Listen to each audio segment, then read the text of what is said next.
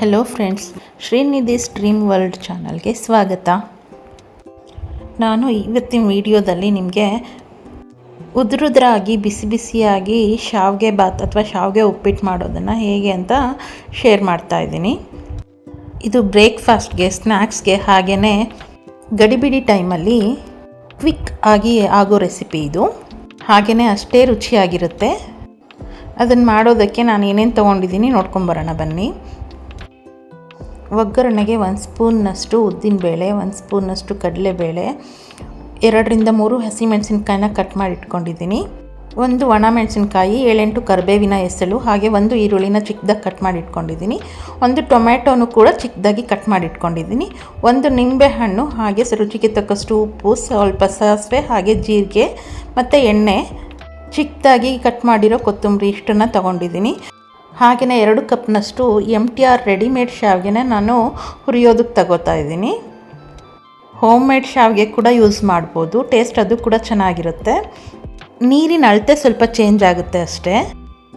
ಇದಕ್ಕೆ 1-2 ಸ್ಪೂನ್ನಷ್ಟು ಆಯಿಲ್ನ ಸ್ಪ್ರೇ ಮಾಡಿಕೊಂಡು ಸ್ವಲ್ಪ ಕಲರ್ ಚೇಂಜ್ ಆಗೋವರೆಗೂ ಲೋ ಫ್ಲೇಮಲ್ಲಿ 2 ನಿಮಿಷ ಫ್ರೈ ಮಾಡ್ಕೊಳ್ಳೋಣ.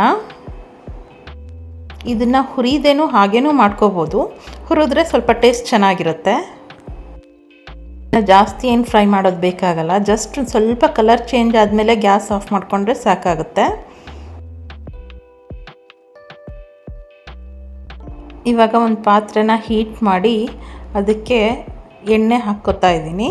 ಇದಕ್ಕೆ ಸ್ವಲ್ಪ ಆಯಿಲ್ನ ಜಾಸ್ತಿ ಹಾಕಿದಷ್ಟು ಶಾವಿಗೆ ಉಪ್ಪಿಟ್ಟು ಉದುರಾಗುತ್ತೆ.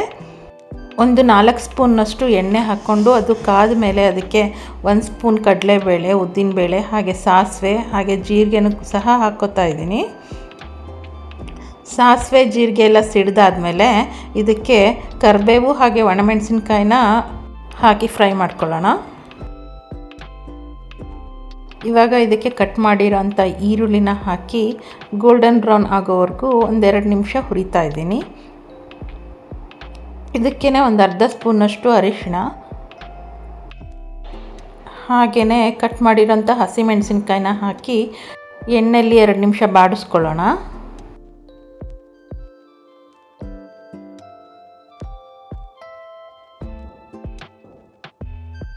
ಇವಾಗ ಇದಕ್ಕೆ ಚಿಕ್ಕದಾಗಿ ಕಟ್ ಮಾಡಿರೋಂಥ ಟೊಮ್ಯಾಟೋನ ಸೇರಿಸ್ಕೊತಾ ಇದ್ದೀನಿ. ರುಚಿಗೆ ಬೇಕಾಗುವಷ್ಟು ಸಾಲ್ಟನ್ನು ಸೇರಿಸ್ಕೊಳ್ಳೋಣ.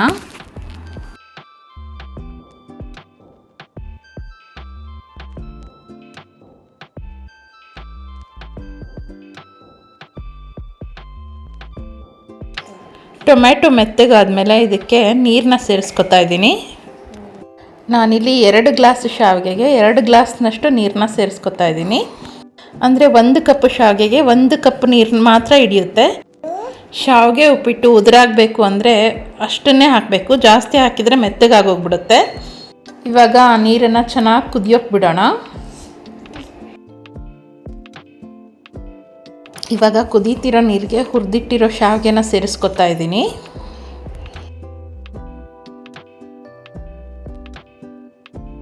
ಒಂದ್ಸಲ ಮಿಕ್ಸ್ ಮಾಡಿ ಲೋ ಫ್ಲೇಮ್ ಮಾಡಿ 1-2 ನಿಮಿಷ ಬೇಯೋದಕ್ಕೆ ಬಿಡೋಣ.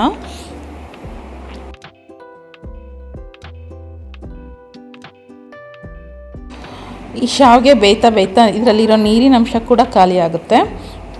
ಇದನ್ನು ಜಾಸ್ತಿ ಕೂಡ ಕೈ ಆಡಿಸ್ಬಾರ್ದು.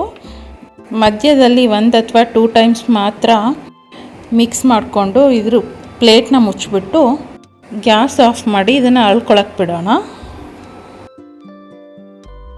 ಒಂದು 5 to 10 ಮಿನಿಟ್ಸ್ ಆದಮೇಲೆ ಇದಕ್ಕೆ ನಿಂಬೆಹಣ್ಣಿನ ರಸ ಹಾಗೆಯೇ ಕಟ್ ಮಾಡಿಟ್ಕೊಂಡಿರೋಂಥ ಕೊತ್ತಂಬರಿನ ಸೇರಿಸಿ ಇನ್ನೊಂದು ಸಲ ಮಿಕ್ಸ್ ಮಾಡಿ ಇದನ್ನು ಒಂದು ಪ್ಲೇಟ್ಗೆ ಸರ್ವ್ ಮಾಡ್ಕೊಳ್ಳೋಣ.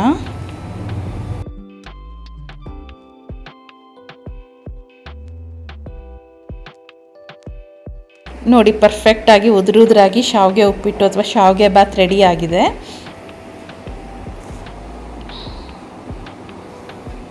ಇದು ಅವಸರದಲ್ಲಿ ಮಾಡೋದಕ್ಕೆ ತುಂಬ ಚೆನ್ನಾಗಿರುತ್ತೆ, ಅಷ್ಟೇ ರುಚಿಯಾಗಿರುತ್ತೆ. ನೀವು ಒಂದು ಸಲ ಈ ರೆಸಿಪಿನ ಟ್ರೈ ಮಾಡಿ. ಈ ಚಾನಲ್ನ ಯಾರೆಲ್ಲ ಸಬ್ಸ್ಕ್ರೈಬ್ ಮಾಡದೆ ನೋಡ್ತಾ ಇದ್ದೀರಾ, ದಯವಿಟ್ಟು ಸಬ್ಸ್ಕ್ರೈಬ್ ಮಾಡ್ಕೊಳ್ಳಿ. ಈ ವಿಡಿಯೋ ಇಷ್ಟ ಆದರೆ ಲೈಕ್ ಮಾಡಿ, ಶೇರ್ ಮಾಡಿ ಮತ್ತು ಕಮೆಂಟ್ ಮಾಡಿ. Thank you for watching.